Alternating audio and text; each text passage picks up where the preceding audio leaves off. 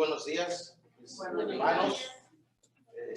Gusto saludarlos una vez más a todos ustedes, Iglesia Bíblica de McKinney. Da mucho gusto verlos otra vez, hermanos, y poder estar aquí sirviendo a nuestro Dios y poder adorar juntos a Dios como una familia, ¿verdad? Que somos. Nuestro hermano Belga me avisó o me pidió que si estaba disponible para poder compartir con ustedes una vez más. Y pues yo con mucho gusto, ¿verdad? Siempre estaré disponible para poder servir, ayudar a él, ayudar a ustedes, todo lo que podamos hacer para glorificar el nombre de nuestro Dios, hermanos. Vamos a abrir la palabra de Dios, hermanos, en Colosenses 3. Colosenses 3.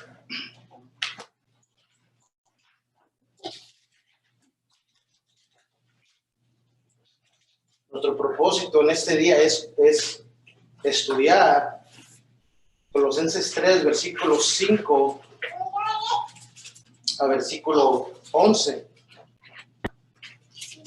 Con la ayuda del Señor. Por lo tanto, hermanos,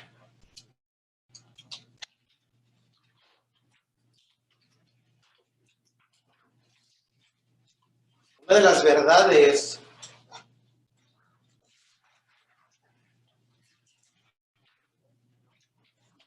que la palabra de Dios nos enseña en las Escrituras es la incapacidad del hombre de buscar a Dios.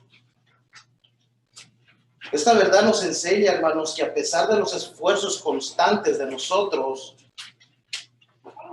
de agradar a Dios, estábamos separados de Él, de sus pactos y de sus promesas. Eso significa que estábamos bajo un yugo de esclavitud. En otras palabras, el pecado era nuestro Señor. Hasta que Cristo nos llama y nos abre nuestros ojos, abre nuestros oídos para poder escucharle y ser librados de ese yugo en el que nos encontrábamos. De esa manera es que Dios nos libra de su justa ira. Y uno de los pasajes, hermanos, muy ilustrativos para mí, en ver cómo nuestro Señor Jesucristo nos llama, nos resucita de entre los muertos, es el pasaje que está ahí en Juan 11. Ustedes recordarán ese pasaje de Juan 11, de un muerto de 4 días que ya huele, ya hiede, y Cristo viene y con voz alta dice: Lázaro, ven fuera. Por el poder de su palabra, Él lo resucitó a ese muerto. Y es por el poder de su palabra que Él nos llama a nosotros un día y nos resucita de entre los muertos. De esta manera, Dios crea o Dios hace una nueva creación de nosotros. Ya no somos esa creación caída porque nosotros estábamos en los lomos de Adán, sino que ahora Dios hace de nosotros una nueva creación. Hace de nosotros un pueblo que llama para que vengan y se reúnan alrededor de Él para escuchar su palabra, para adorarle. Y voy a pedirles, hermanos, que se pongan de pie para leer la palabra y orar a Dios que nos ayude en nuestro estudio de este día. Dice la palabra de Dios, Colosenses 3, versículos 5 a 11, dice: por tanto, considerad los miembros de vuestro cuerpo terrenal como muertos a la fornicación, a la impureza, las pasiones, los malos deseos y la avaricia, que es idolatría.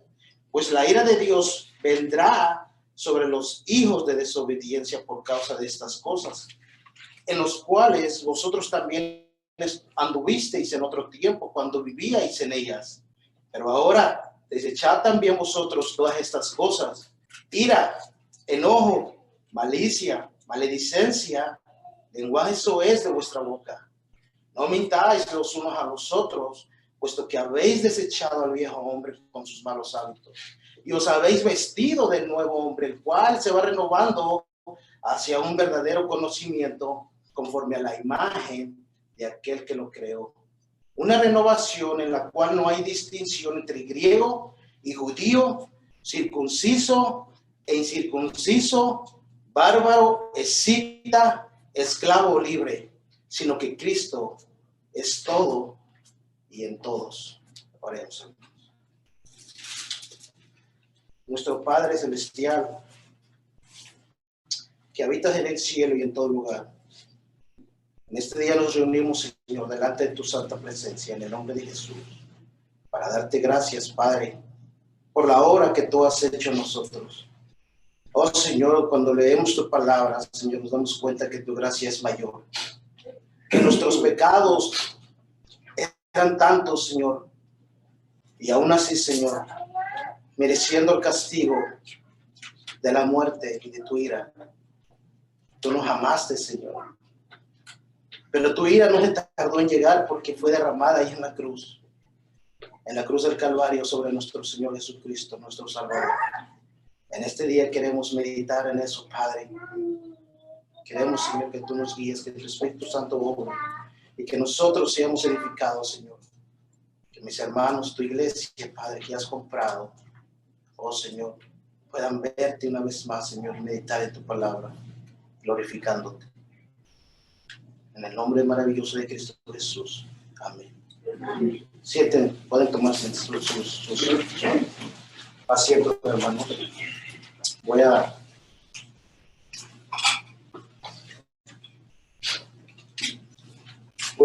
tomar el tiempo, hermanos, para pedirlo. Y de una vez puedo decirles, hermanos, no podremos cubrir cada cosa, cada parte del versículo 5, del versículo 8 que Pablo nos dice aquí.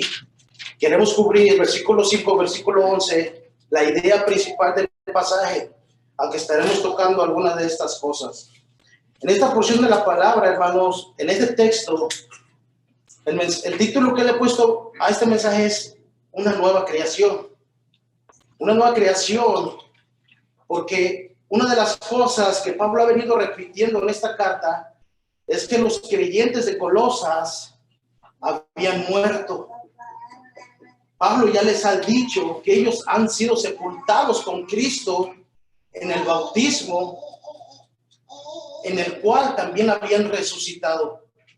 Ya les ha dicho a ellos que estaban muertos en sus delitos y en sus pecados. Por eso Pablo ahora comienza el capítulo 3 que vamos a estudiar diciéndoles: si habéis pues resucitado con Cristo, buscad las cosas de arriba donde está Cristo sentado a la diestra de Dios. Si nosotros hemos resucitado, esto implica necesariamente que estuvimos muertos para Dios. Y esto significa, hermanos, que vivíamos de acuerdo a los patrones con los que toda persona sin Dios seguía en este mundo. Y Pablo les dice en el versículo 3, porque habéis muerto, una vez más, en el versículo 3, y vuestra vida está escondida con Cristo en Dios. Y esto significa que nosotros hemos sido unidos a Cristo, que ahora somos parte de Él, somos parte de su vida. Y el mejor ejemplo que podemos nosotros encontrar de esto, hermanos, es el matrimonio. Pablo lo usa en Efesios 5.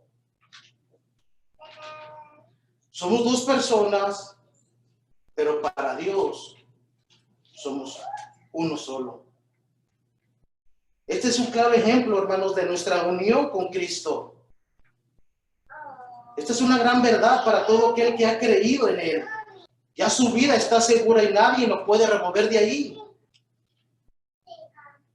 Ahora este creyente ha muerto, pero a los placeres de este mundo para vivir una vida para Cristo solamente. Y por eso es que Pablo, hermanos, nos manda a hacer morir los pecados con los que batalla nuestra naturaleza caída. En el versículo 5 dice: por tanto, considerad los miembros de vuestro cuerpo terrenal como muertos a la fornicación, la impureza, las pasiones, los malos deseos y la avaricia, que es idolatría. O sea, Pablo no les está diciendo ahora que ustedes, colosenses, ya han creído en Cristo, no tienen más de qué preocuparse.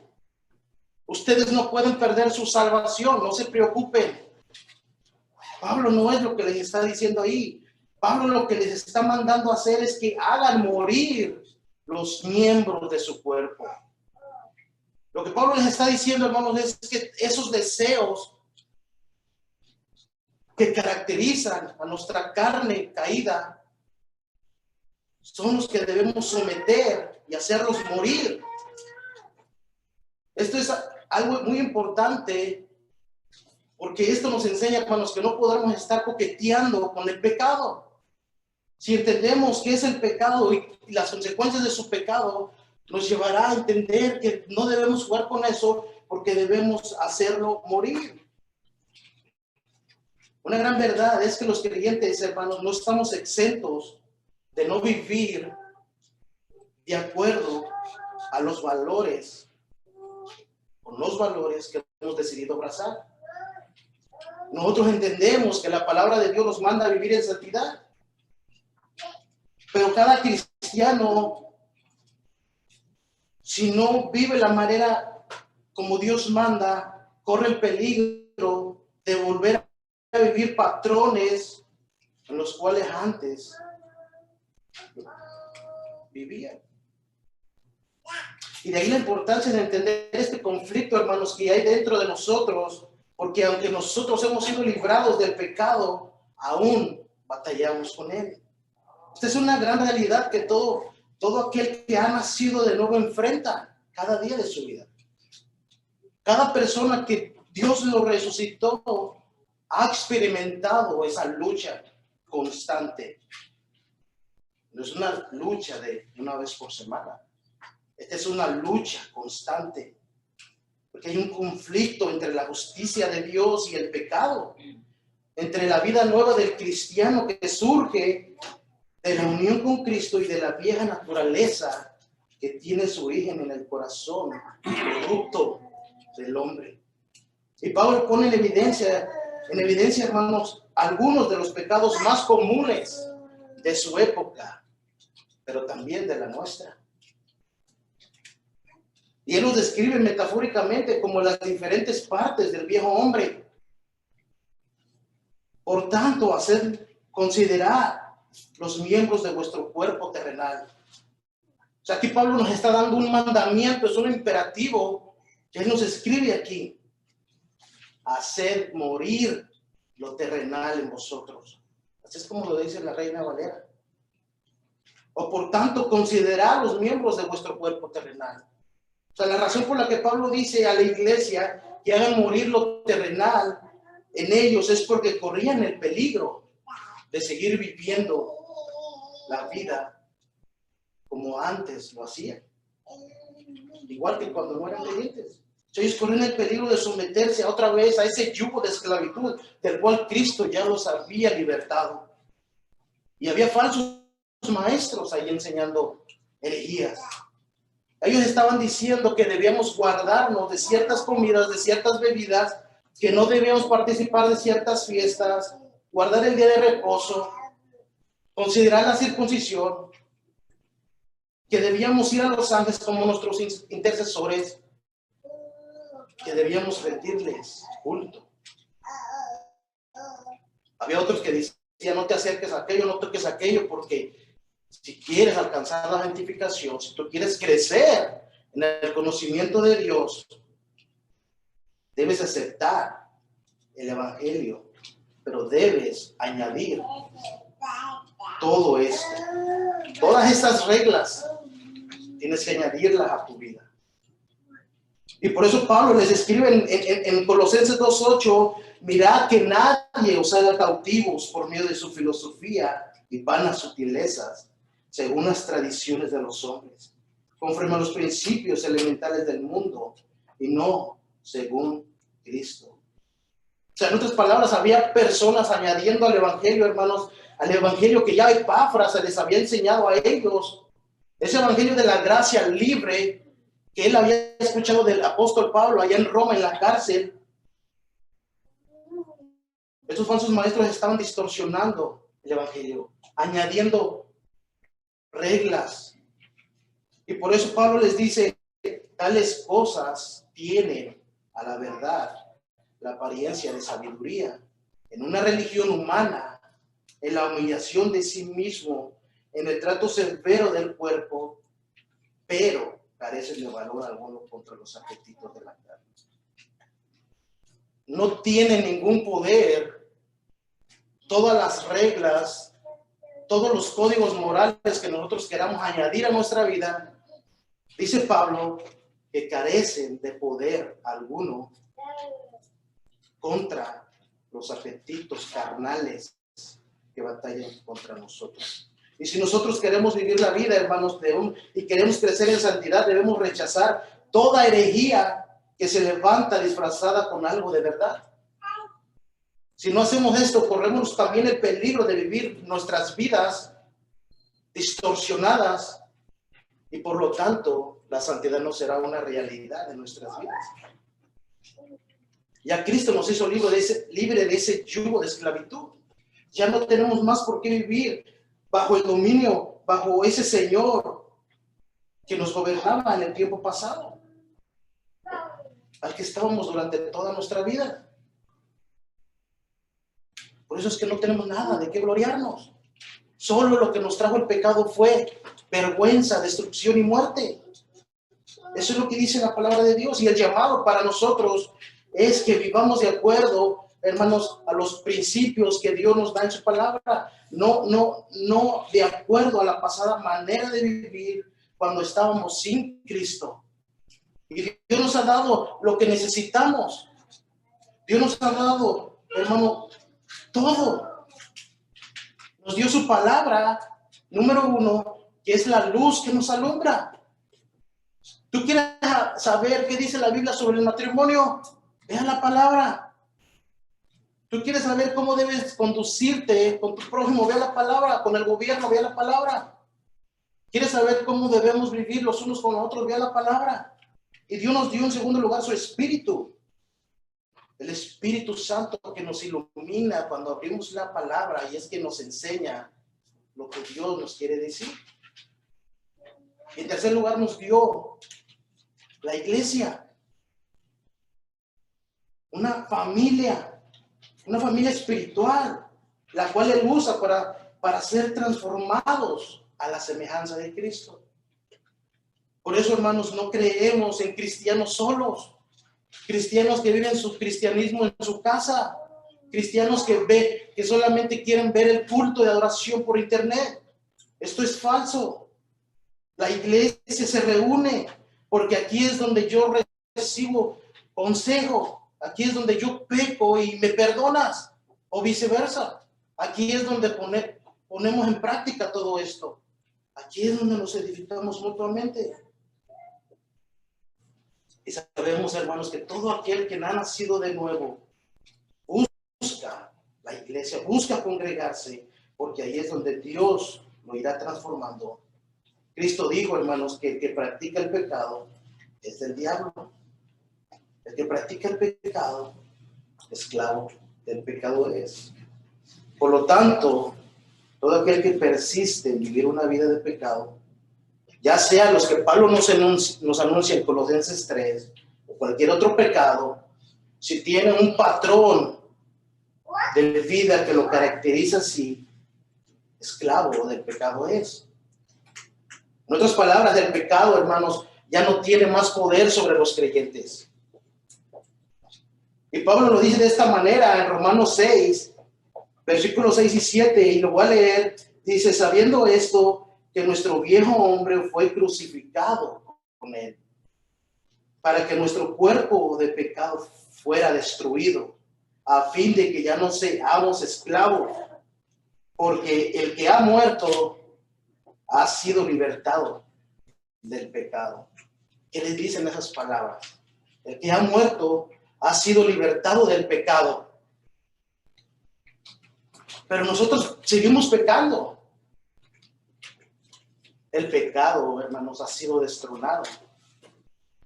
Pero lucha constantemente porque quiere volver al trono de nuestras vidas. Y hay 5 pecados aquí que Pablo nos nombra y son la fornicación, la impureza, las pasiones, los malos deseos y la avaricia. Y en esta lista el apóstol Pablo se mueve desde el pecado más indecente y más obvio, que es la inmoralidad, al más sutil, que es la avaricia. Y todos estos pecados están en abierta contradicción contra la santidad de Dios, pero el último, que es la avaricia, merece que lo consideremos, debido, hermanos, a su sutileza. Idolatría. Notemos el terrible término que lo acompaña. Avaricia, que es idolatría. Y la idolatría, hermanos, a veces es difícil de ser considerada. A veces es difícil de desenmascarar, porque se oculta tras apariencias engañosas, tales como la precaución, la economía, la prudencia. Pero la idolatría no es más que la adoración de un Dios falso, un sustituto del verdadero Dios. Y aquí parece que no solo la avaricia debe ser considerada idolatría, sino que todos los pecados aquí que Pablo enumera, mencionados aquí, hermanos, son la misma esencia del culto falso. Porque una persona que vive, hermanos, como dice aquí, en fornicación, en impurezas, en pasiones, en malos deseos, en la avaricia. Una persona que tiene un patrón, un estilo de vida como Pablo describe aquí, no son los colosenses. O sea, no es la iglesia de Cristo. Por eso Pablo les dice, ustedes ya han resucitado con Cristo, ustedes ya han muerto con Cristo, por tanto, hagan morir todos estos pecados que los caracterizaba a ustedes en su vida pasada. Si queremos identificar un falso maestro, hermanos, debemos poner atención en su vida. Podrás identificar a ese falso maestro por la avaricia o por su vida inmoral. Vendrá y se parará acá y predicará, y en su vida oscura ya tendrá una vida inmoral. Si quieres identificar a ese falso maestro, pon atención en su vida. Si predica para hacerse rico él mismo, avaricia, que es idolatría, está adorando a otro Dios. Igualmente, cada cristiano verdadero lucha con pecados como estos. El que Cristo lo haya libertado no significa que no lucha más con pecados como estos. Pero la diferencia está que la ira de Dios, como en el versículo 6 dice, vendrá sobre los hijos de desobediencia por causa de estas cosas. Versículo 6. Hay una gran diferencia entre un cristiano que lucha con pecados como estos en su vida y está luchando para hacerlos morir a una persona que tiene un estilo de vida como el que practicando estos pecados, hermano. Esa persona, la ira de Dios vendrá sobre ellos, como Pablo dice, sobre los hijos de desobediencia por causa de estas cosas. Y nosotros podríamos aquí tocar o hablar de la ira de Dios en dos sentidos. Podríamos hablar de la ira de Dios en el gran día del juicio, que tiene un sentido escatológico, o podríamos hablar sobre de la ira de Dios que viene o que está sobre los que practican tales cosas. Y hermanos, yo sé que hoy no se puede decir, no se le puede decir a la gente que vive practicando tales pecados que la ira de Dios está sobre ellos. A las personas no les gusta que se les predique esto. De hecho, les gusta que se les mienta. Ellos prefieren que se les diga que Dios es un Dios de amor. Y aunque esa es una gran verdad. Esta sociedad está tan desviada, hermanos, que ahora no saben ni qué género son. O sea, están con sus mentes entenebrecidas al punto que no quieren, hermanos, educar a sus niños como Dios los envió. Ahora dicen que este niño tú le puedes decir que es una niña o viceversa. Hay personas adultas que ahora dicen que se pueden deconstruir porque lo que son ahora, hombre o mujer, es una imposición. Por lo tanto, ellos pueden deconstruirse. Y esta no es más que una evidencia de que la ira de Dios está sobre tales personas. Las personas piensan que porque les va bien, porque les dan un aumento en su trabajo, la ira de Dios no está sobre ellos. Piensan que Dios es favorable a ellos. Pero la realidad es que la ira de Dios no se tardará en llegar. Es como un imán cuando trae otro imán. Y aquí el texto original no dice vendrá, sino que emplea un presente profético que dice viene. La ira de Dios viene. Como si el juicio de Dios fuera tan seguro, tan inminente e inevitable, que ya ha salido del trono eterno y está dirigiéndose hacia ellos, hacia la tierra, de una manera imparable. O sea, la ira de Dios está a las puertas. Yo estaba pensando en esto y estaba recordando cuando el cielo se pone negro, gris, el viento empieza a soplar fuerte y es evidente que va a llover y las nubes negras están sobre nosotros y las gotas vienen y están a solamente unos segundos de llegar a nosotros. Así es la ira de Dios. La ira de Dios está sobre tales personas. Muchas personas dicen, yo no le hago daño a nadie. Es más, hasta voy a la iglesia cada domingo. Cuando escucho a personas hablando así, hermanos, el pasaje que viene a mi mente siempre es cuando en Mateo 11 Jesús habla de aquellas ciudades y de aquellos Ais, Corazín, Betsaida, Sodoma y Gomorra, Capernaum. Versículo 23, versículo 24 de Mateo 11, dice, y tú, Capernaum, ¿acaso serás levantada hasta los cielos? Hasta el Hades serás abatida. Porque los milagros que se hicieron en ti, si se hubieran hecho en Sodoma, hasta hubiera permanecido hasta hoy. Sin embargo, os digo que en el día del juicio será más tolerable el castigo para la tierra de Sodoma que para ti. Y no se puede encontrar un pasaje, hermanos, en el cual nos enseñe que Cristo tuvo una feroz oposición en Capernaum como la tuvo en Jerusalén. Por eso sabemos que la ira de Dios era más tolerable para los que nunca asistieron a la iglesia que para los que fueron expuestos a la palabra de Dios cada domingo. Así como Capernaum tuvo al Mesías, tuvo al Hijo de Dios, tuvo a Dios mismo entre ellos, predicando la palabra, el mensaje de salvación, mas sin embargo, no enfrentó una feroz oposición como la enfrentó en Jerusalén. Pero no vemos registro de que lo hayan recibido tampoco. Porque la ira de Dios, dice el apóstol Pablo, se revela desde el cielo contra toda impiedad e injusticia de los hombres, que con injusticia restringen la verdad. Pablo le ha dicho a la iglesia, hermanos, que se aparten de toda idolatría, de todo pecado que los caracterizaba. Les dice, ahora ustedes ya fueron santificados, ya fueron ustedes justificados. en el nombre del Señor Jesucristo. Y una vez que los colosenses llegaron a ser nuevas criaturas, su responsabilidad era despojarse. Hay una responsabilidad que nosotros tenemos como creyentes: despojarnos, hacer morir, pues, lo terrenal.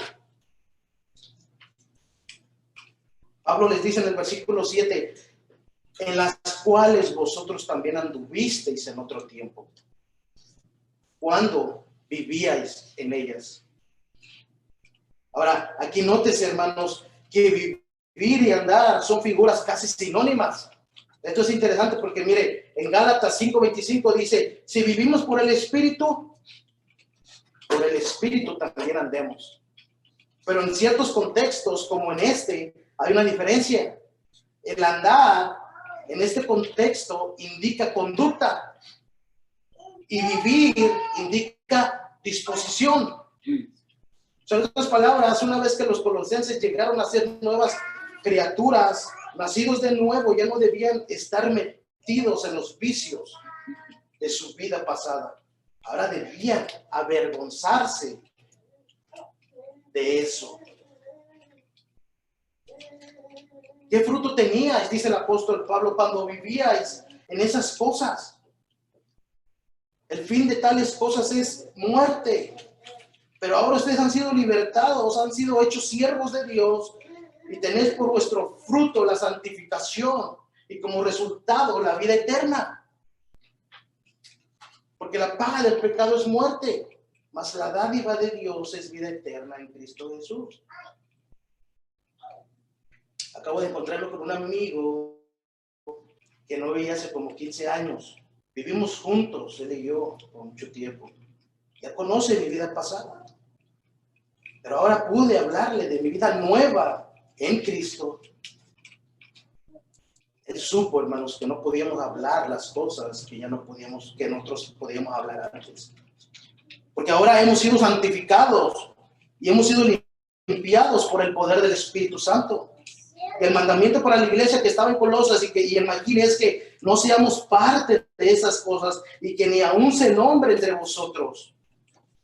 Porque la inmoralidad, dice Pablo en Efesios 5, y toda impureza o avaricia ni siquiera se mencione entre vosotros, como corresponde a santos. O sea, Pablo añade estas dos palabras ahí.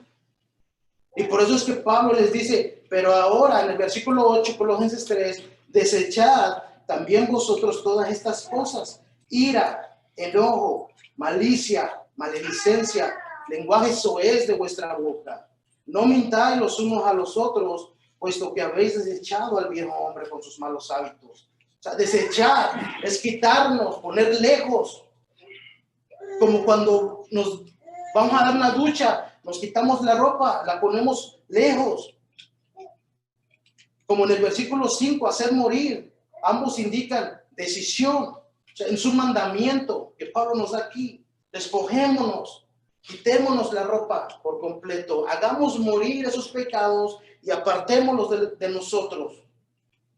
Y hermanos, ante Cristo fue el único que pudo vencer el pecado y así darnos la victoria.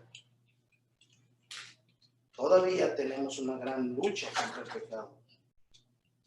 Por eso decía que el pecado ha sido destronado, pero sigue luchando porque quiere el trono de nuestras vidas. Por eso el mandamiento a considerar. Si hemos sido unidos a Cristo, nuestra vida no se caracteriza por pecados, como el versículo 8 dice: ira, enojo, malicia, maledicencia, lenguaje soez, ser parte de conversaciones vulgares, personas que hablen en doble sentido. Esto ni siquiera se nombra entre vosotros, dice Pablo en Efesios 5, como corresponde a santos.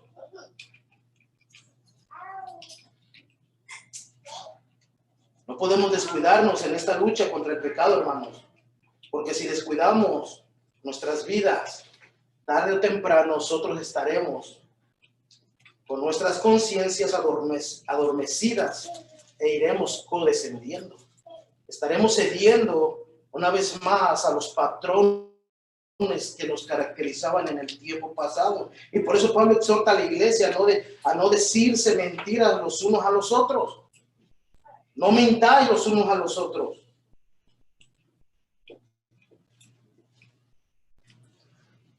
¿Qué creen que hacemos cuando decimos esas mentiritas chiquitas o esas mentiritas blancas que podemos catalogarlas nosotros? Lo que estamos haciendo es identificándonos con el padre de la mentira, con Satanás. O sea, Satanás, Cristo dijo de él, le dijo a los fariseos en Juan 8, vosotros sois de vuestro padre el diablo, porque los deseos de vuestro padre queréis hacer. Él fue homicida desde el principio y no se ha mantenido en la verdad porque no hay verdad en él. O sea, en otras palabras, Cristo dice que cuando él habla de sí mismo. Su naturaleza, su esencia es la mentira. Y nosotros al decir mentiras, lo que estamos haciendo es identificándonos con él también. Y no identificándonos con nuestra nueva naturaleza en Cristo. Esta es la razón por la que debemos despojarnos de ese viejo hombre y sus malos hábitos, como dice Pablo en versículo 9. No mintáis los unos a los otros, puesto que habéis desechado al viejo hombre con sus malos hábitos. El viejo hombre, una vez más esa expresión, el viejo hombre. Estudiando ese texto, hermano, me encontré con dos ilustraciones de dos hermanos del pasado. Una es de Juan Calvino y él dice, el viejo hombre es todo aquello que traemos del vientre de nuestra madre. Todo lo que somos por naturaleza se le llama hombre viejo porque primero nacemos de Adán y más tarde nacemos de nuevo a través de Cristo. Y Thomas Goodwin dice, solamente existen dos hombres que están en la presencia de Dios, Adán y Jesucristo. Y estos dos hombres tienen a todos los demás suspendidos de sus cinturones. La pregunta es, ¿de cuál de los dos estás tú? Si estás en Adán, la ira de Dios está sobre ti y no tardará en llegar, como estaba diciendo. Lo que debes hacer es arrepentirte de tus pecados, venir a Cristo y Él te lavará de tus pecados. Él te santificará y Él te justificará. Si no lo haces, la ira de Dios no tardará en llegar. La ira de Dios no dice que vendrá solamente en el día de su venida. La ira de Dios está sobre todos aquellos que practican tales pecados. Pero a veces hay personas tan morales que nunca han tomado un cigarro, que nunca han tomado una botella de alcohol, que nunca han practicado la inmoralidad, pero en su mente han hecho todo esto y más. Y la ira de Dios está sobre ellos. Pero tú, mi amado hermano, si estás en Cristo, has sido desvestido ya de tu vieja naturaleza. Y Cristo te ha vestido con ropas nuevas. Esta es una gran verdad. Ahora Cristo te ha hecho una nueva criatura, te ha vestido con sus ropas. Ahora tú eres santo y perteneces a Cristo, a ese Salvador que ahora tenemos tú y yo. Él ha transformado esa ira que merecíamos, la derramó ahí en la cruz. Esa ira, hermano, no se tardó en llegar, porque fue derramada en Cristo en la cruz. Cuando su Padre derramó esa ira santa sobre él. El haber creído en Cristo no significa que Dios retuvo su ira y no la hizo llegar. La hizo llegar en Cristo, sobre Cristo. Todas aquellas personas del Antiguo Testamento que podemos nombrar antes de que Cristo muriera, ¿cómo es que fueron salvos? Aún no había sido pagada la deuda por el pecado. Llegó el punto donde Cristo estaba clavado en la cruz, orando por sus transgresores. Dios derramando su ira sobre él, abandonándole, dándole espalda. La ira de Dios no se tardó en llegar, ahí Dios la derramó. Por eso es importante que hagamos lo que dice el versículo 10. Y os habéis vestido de nuevo hombre, el cual se va renovando hacia un verdadero conocimiento, conforme a la imagen de aquel que lo creó. Alguien dice que la nueva naturaleza del creyente se asemeja a una planta en crecimiento. Es constantemente renovada cuando pones agua. Así somos nosotros, somos constantemente renovados por el Espíritu Santo. Abrimos la palabra, el Espíritu Santo está en nosotros, nos ilumina, somos constantemente renovados, crecemos.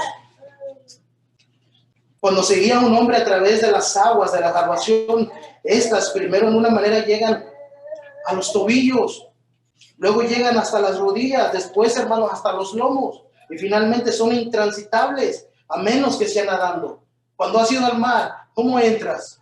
Es una clara ilustración. El agua llega a nuestros pies, a nuestras rodillas, solamente. Y llega el punto donde no podemos seguir caminando, hay que nadar porque el mar es tan profundo. Entonces, si la salvación de cada creyente, hermanos, va creciendo, eso significa que va creciendo en el conocimiento de Dios. En el conocimiento de Dios, porque Pablo dice en el capítulo 1 que en él habitan todos los tesoros de la sabiduría. Y esta es la razón por la que Pablo oraba por los colosenses. Esta es la razón por la que Pablo oraba por ellos. En el capítulo 1, en el versículo 9 y 10 dice, por esta razón también nosotros, desde el día que lo supimos, no hemos cesado de orar por vosotros y de rogar que seáis llenos, nota esto, llenos del conocimiento de su voluntad en toda sabiduría y comprensión espiritual. ¿Para qué? Para que andéis como es digno del Señor, agradándole en todo, dando fruto en toda buena obra y creciendo en él, en el conocimiento de Dios. Este nuevo hombre está siendo renovado hasta el conocimiento pleno. Y este conocimiento pleno supera por mucho cualquier conocimiento en el que se gloriaban los falsos maestros que estaban perturbando a la iglesia. Ellos estaban diciendo, hermanos, los gnósticos, que había que ser más altos en conocimiento para poder conocer a ese Dios. Y esa es una mentira. En el versículo 10 dice, y os habéis vestido del nuevo hombre, el cual se va renovando hacia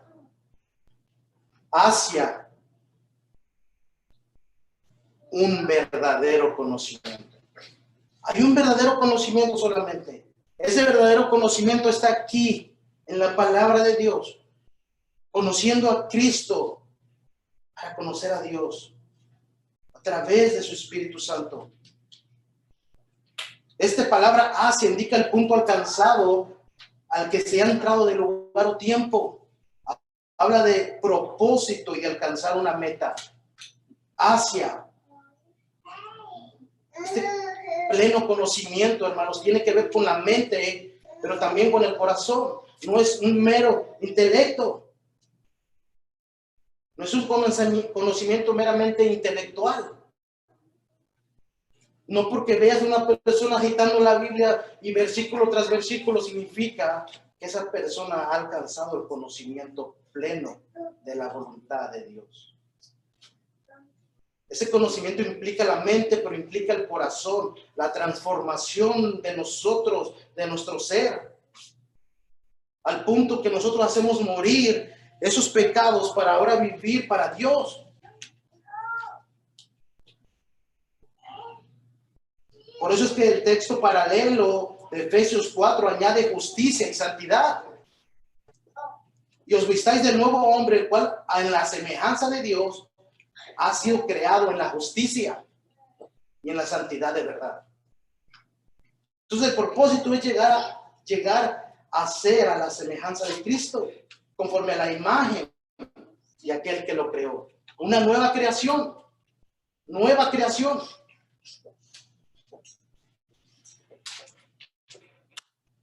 En el versículo 10 dice, hacia un verdadero conocimiento conforme a la imagen de aquel que lo creó.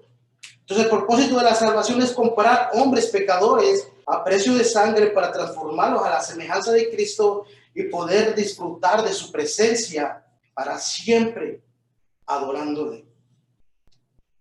Ese es el propósito de todo cristiano en la vida, que crezcamos en ese conocimiento de su voluntad, en toda sabiduría y en toda comprensión espiritual.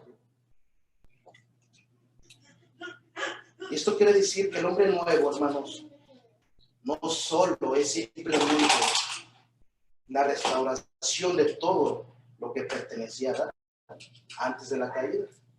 Porque cuando Dios creó a Adán, lo creó en un estado de inocencia. En Génesis 1:27 dice que Dios creó al hombre a su imagen y a su semejanza. Lo creó varón y hembra. Lo creó sin pecado, sin conocimiento de qué es la redención. En ese estado de rectitud e inocencia, Adán no tenía ni siquiera la vaga idea acerca del amor redentor de Dios. Eso es algo que solamente tú y yo podemos experimentar.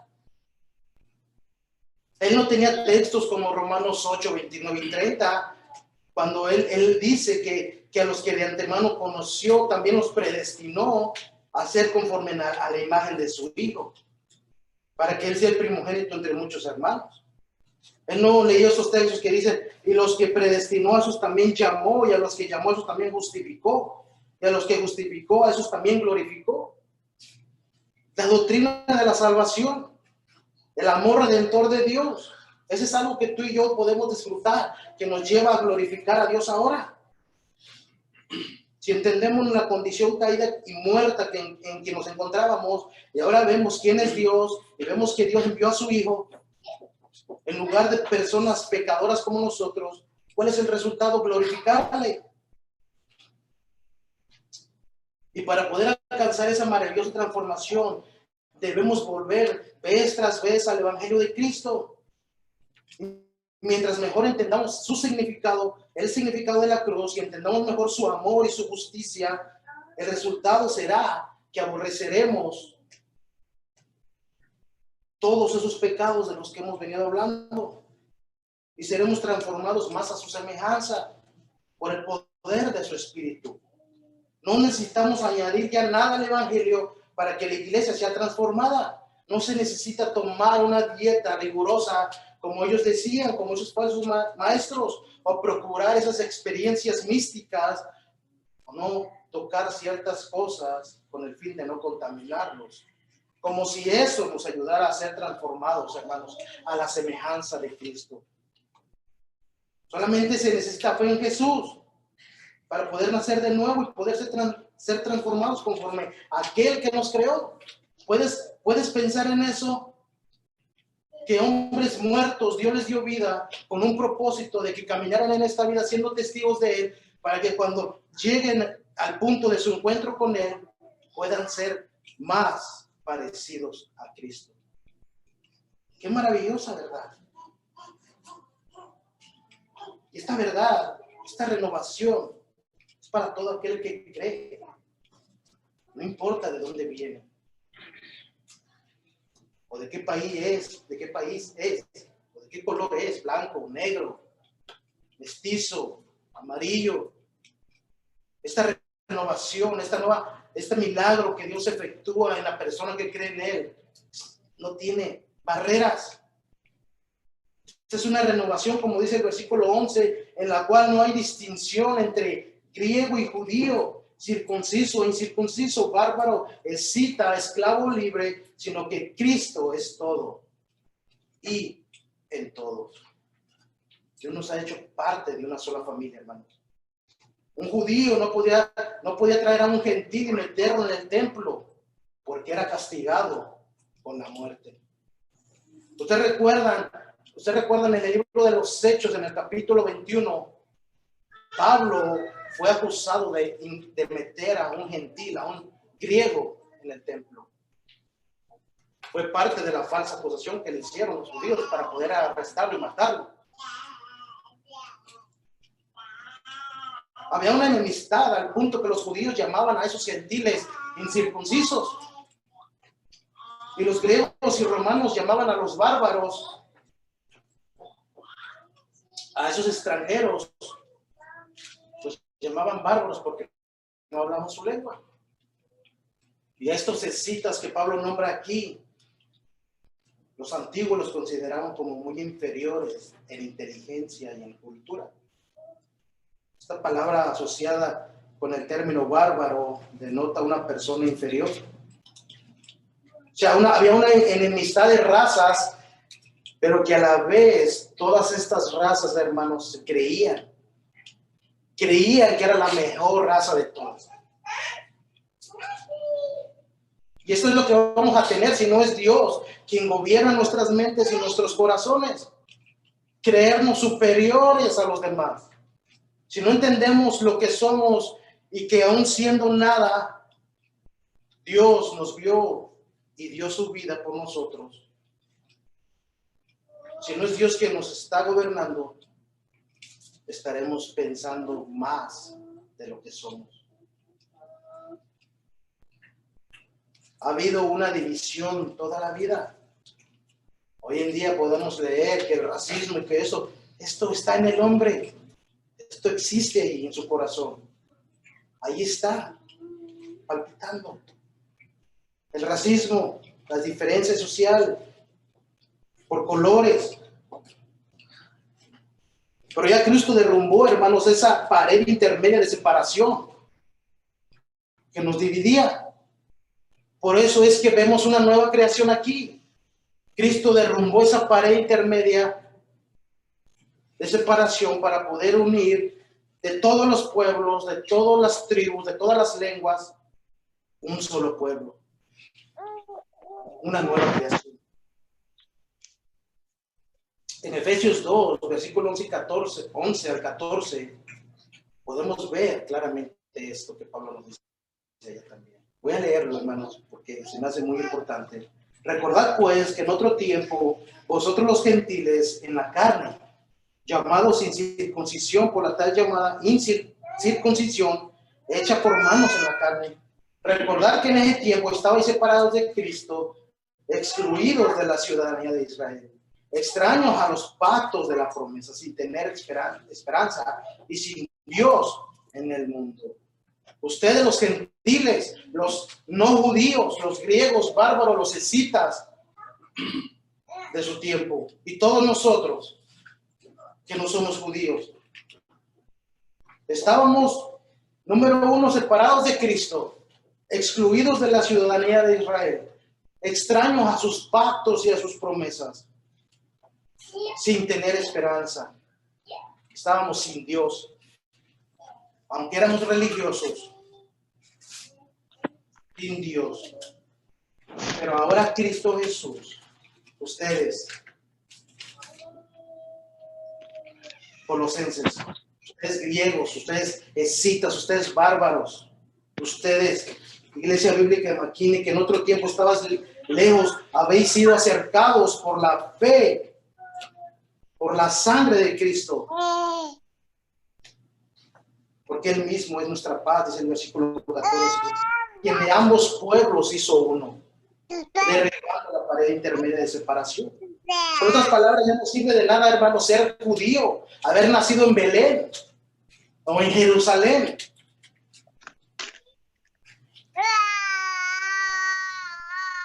Porque todos necesitan a Cristo como su sustituto.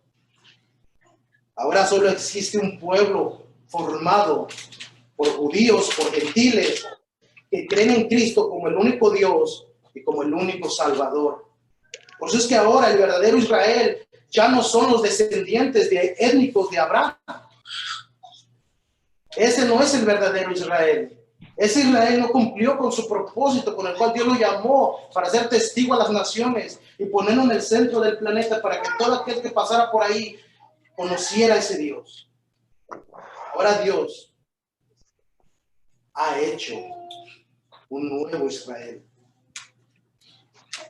Cristo escogió a 12 discípulos para formar ese nuevo Israel, porque el Israel étnico no cumplió con sus propósitos. Y este nuevo Israel está siendo renovado hasta que llegue la unidad de la fe y del conocimiento pleno del Hijo de Dios.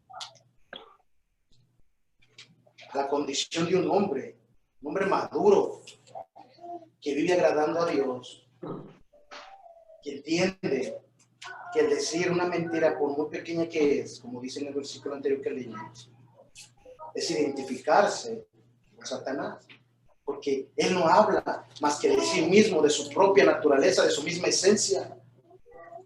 Este hombre maduro está creciendo a la medida de la estatura, de la plenitud de Cristo.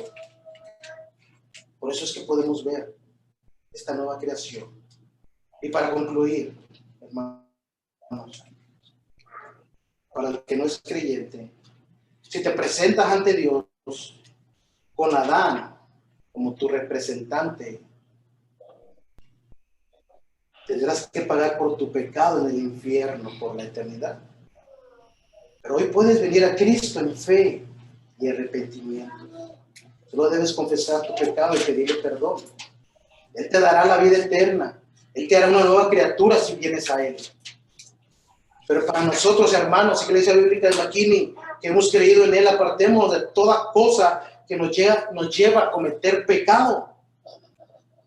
Vivamos de acuerdo ahora con la vocación con la que fuimos llamados, ese llamamiento santo con el cual Dios nos llamó. Si alguien te tienta, si alguien te conduce a pecar, es mejor que te apartes de esa persona. Si es algo, deséchalo.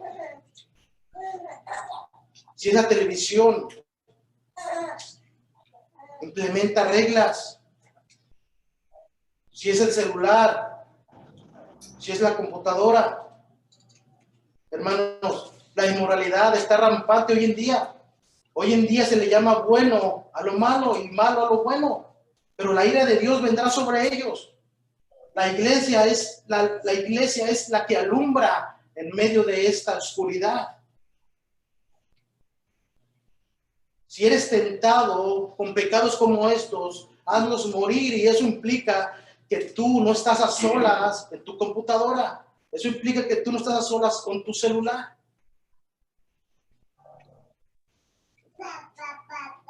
Seamos sinceros, no podemos ver nada ya en la televisión.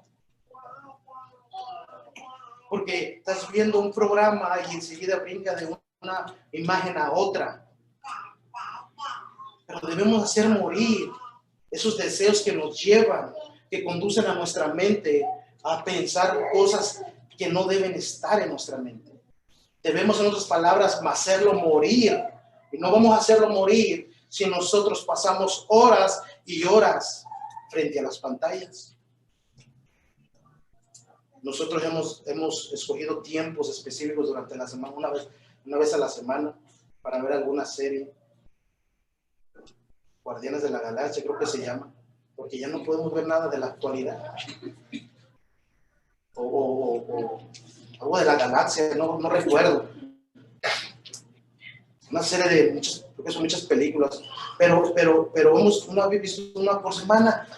Nos reunimos juntos para ver una película.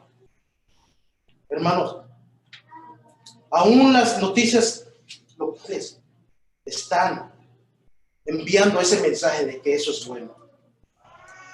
Y no debemos creer eso. Si escuchamos mucho y acumulamos esa información, llegaremos al punto de que nuestras conciencias serán adormecidas y empezaremos a creer esas mentiras. Seamos sabios. Pablo nos llama a considerar esos pecados. Y que Dios nos ayude, hermanos, en esta lucha constante que tenemos todos. Mortificando el pecado, no coqueteando con él. Seamos hombres que viven de acuerdo a lo que la palabra de Dios nos enseñó hoy. Oremos, hermanos. Padre, muchas gracias, Señor, en este día una vez más. Porque nos has recordado, Señor, que tú has, oh Señor, traído personas de toda tribu, lengua y nación. Has formado un Israel, que es el Israel de Dios. Un Israel que tiene un propósito en esta sociedad y en esta época específica. Que debe vivir, oh Señor, alumbrando con palabra, siendo testigos de Cristo. Gracias, Padre Santo, por este día. Porque queremos, Señor, adorarte juntos como hemos hecho, cantando y participando de tu cena, recordando el sacrificio que hay en la cruz, ahora que partiremos el pan, Señor. Gracias, Padre Santo, por la iglesia bíblica de aquí. Sigue bendiciéndoles, Señor. En el nombre de Jesús. Amén.